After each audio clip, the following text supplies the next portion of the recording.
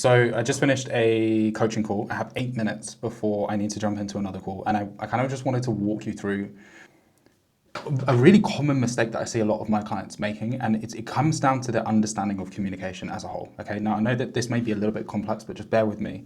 There's, in my opinion, three different layers to communication. There's what somebody says, like literally the words that they use when they're speaking to you. There's what they're actually trying to communicate, because the truth of the matter is the vast majority of people are terrible communicators. And then there is the intention behind why they have decided to even communicate this with you in the first place. Okay. Now, where I'm going with all of this is most closers, business owners operate at this level. Just at the what. They hear what the prospect is saying, they address it directly, they push ahead, they don't really close. Good closers or good salespeople, they understand this level. They're able to cut through the noise, read between the lines, understand fully what the prospect is saying, which makes it easier to handle concerns, all of this different type of stuff. But exceptional salespeople always focus on this.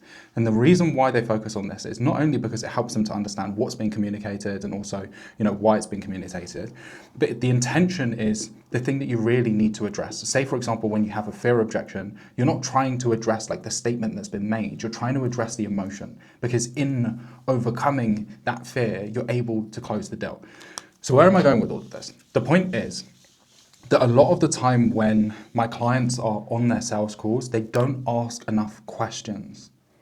And this is the easiest thing that you can do on your sales calls to literally today get better and close more deals, is just to ask more questions. And I know sometimes it's like, but Jack, I don't understand what kind of questions I'm supposed to ask. But if you're in that position where it's like, I don't know what question to ask, the question that you need to ask is just, can you elaborate on that?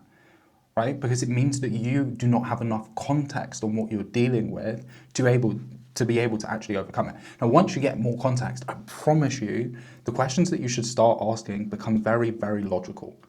But here's then where the next problem crops up, which is people lack patience. They're too quick to want to reframe somebody's perspective, right? They're not taking the time to understand in depth what they're actually dealing with. Long story short, before I need to jump into the next call, the reason why this is so important was in that coaching call, we were doing a role play and a partner objection had come up. And a lot of the time when you're facing a partner objection, it can be a smokescreen. And there were a couple of things that were happening where the prospect was saying, oh yeah, like I just need to run this past my business partner. But we didn't have any context on what did the business partner do? What role did they have? Like what expertise did they have? What expertise did the prospect have in this situation? All of these different things would have given us more context on whether it was a real partner objection or not.